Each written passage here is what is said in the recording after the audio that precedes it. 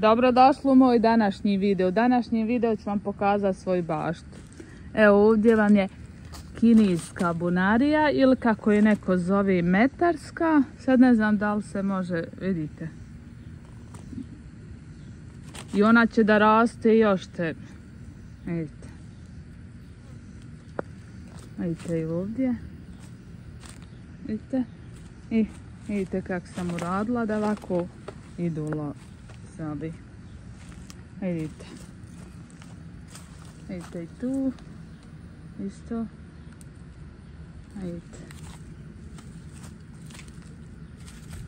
Evo i ovdje isto. Vidite ovi. Imaju ljubičaste boje, ima zelena. Ja sam ovu ljubičastu posijala. Evo vidite. Tu su nam isto krastavci. Svaki dan berem i vidite.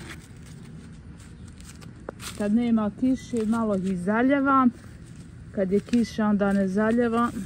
I tak. Jer pretoplo bude i onda mora se makar malo da zalije. Vidite ovdje isto krastavce. Ja njih kidam, eto vidim kad budu ovako mladi. Jer oni kad budu baš veći i malo onda oni... Evo ovdje isto i paradajz. Evo vidite. Nije još počeo crven zašto sam ga malo kasnije posijala. Evo vidite isto i tu. Biće paradajza baš puno. Evo vidite. Isto tu.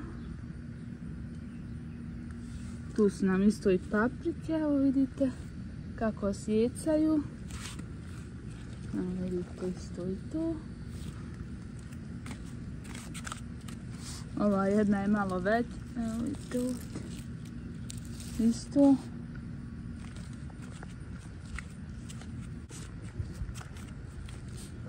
Tu su isto suncokrete. Ovdje je malo kasniji krastavce što sam ih sijala. Evo sad i one već cvate. Tu isto imamo još paradajza. Evo vidite. Osjecaju isto. Vidite isto i tu.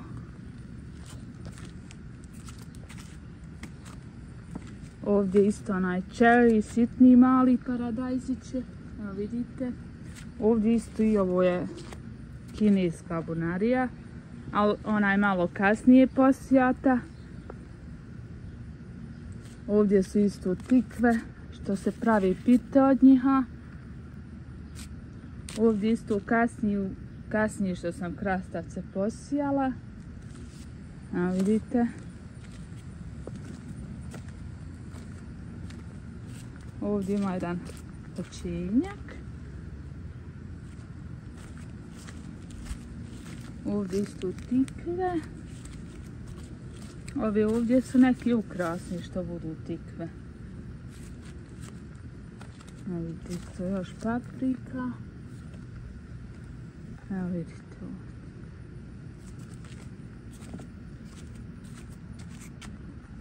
Evo ovdje nam je kikiriki poni koje vidite. Ovo, to je kikiriki.